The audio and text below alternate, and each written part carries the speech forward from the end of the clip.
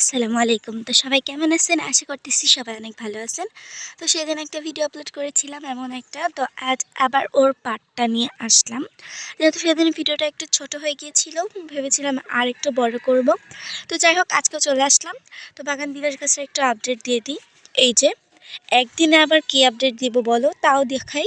আমার বাগান বিলাস গাছের অনেক নতুন পাতা হয়েছে। এবারটা কিন্তু আমি কোনো রকমের খামতি রাখবো না। আমার ইচ্ছা ছিল গাছটাকে বনসাই করার, সো আমি বনসাই করব। তো যাই হোক, আজকের পয়েন্টটা কি হবে বলি। আমার এই ছাদটায়, পুরো ছাদে আমার ফুল গাছগুলো কোথায়, আর দ্বিতীয়ত আমার গাছগুলো রেখেছি তো রেখেছি, তবে কম নাকি বেশি, নাকি গাছগুলো আর অস্তিত্ব রাখেইনি, আমি গাছগুলো লাগানো ছেড়ে দিয়েছি। অনেক কমেন্ট। তো প্রথমেই আমি বলি, আমাদের ছাদে এই হলুদটা কেন ছিল, এটাও একটা কমেন্ট। যাই হোক, বলে দিই, মূলত আমার বাবা একটা খুঁটিনাটি ব্যবসা করে। ব্যবসার কারণে আমাদের ছাদটায় এই হলুদগুলোকে কেটে কেটে রাখা হয়। যেহেতু পুরো ছাদে রাখা হয়, সেই জন্য ছাদের মানে কোনো পাশে গাছ রাখা যাবে না। আর তোমরা তো জানোই আমাদের 3টা পর্বত ছাদ রয়েছে। তো এই জন্য একটা ছাদের কর্নারে আমি গাছগুলোকে রেখেছি, সেটাও তোমাদেরকে আমি এক্ষুনি দেখিয়ে দিব। তো যাই হোক, চলো আমরা দেখিয়ে দিই। এই যে আমি এখানে গাছগুলো রাখছি, অবস্থা খারাপ, কারণ আমার ছাদ বাগানটা এতটুকু ছিল না।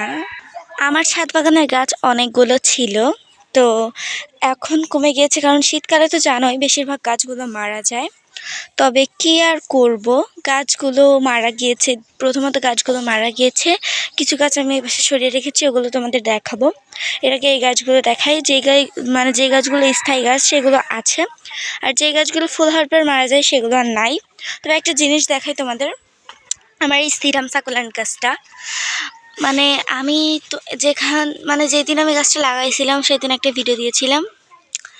এই সিরাম সাকুলেন্ট গাছের আমি কোথা থেকে কালেক্ট করেছিলাম সেটাও বলি। আমি একটা রেস্টুরেন্টে গিয়েছিলাম, ওখানে যে আমি এই সিরাম সাকুলেন্টের গাছ দেখেছিলাম, অনেকগুলো ছিল।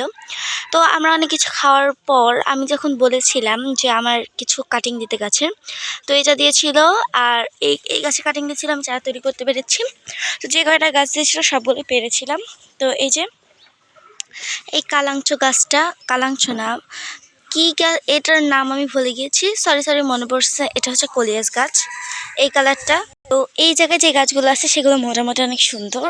আর এই দেখো, এটা হচ্ছে আমার কালাংচ গাছ, এটা তো মাশাআল্লাহ ফুল ফুটছে। তো বাকি যে গাছগুলো ওই পাশে রয়েছে ওগুলো আমি দেখাবো তোমাদের, চলো।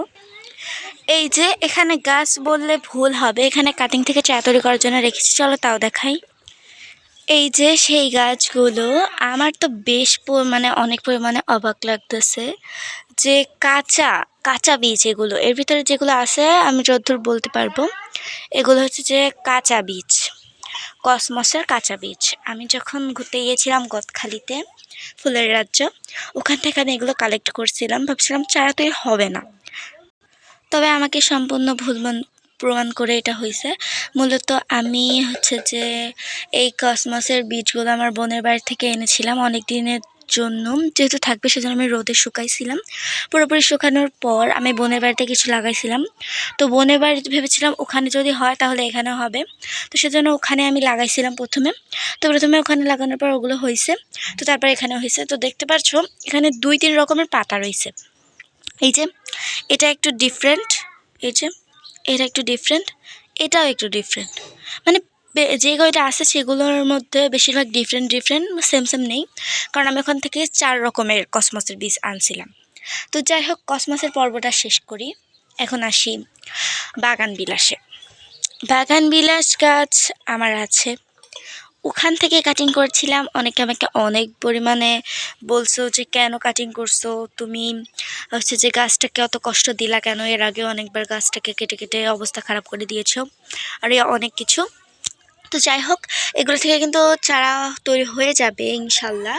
দেখতে পাচ্ছ পাতা বের হচ্ছে নতুন নতুন, আর কিছুদিন পরে হয়ে যাবে। আর এই যে এখানে কি রাখছি, এর আগের ভিডিওতে তোমরা হয়তো কেউ দেখছিলা, তো ভিডিওর কমেন্টে বলছো এগুলো কি।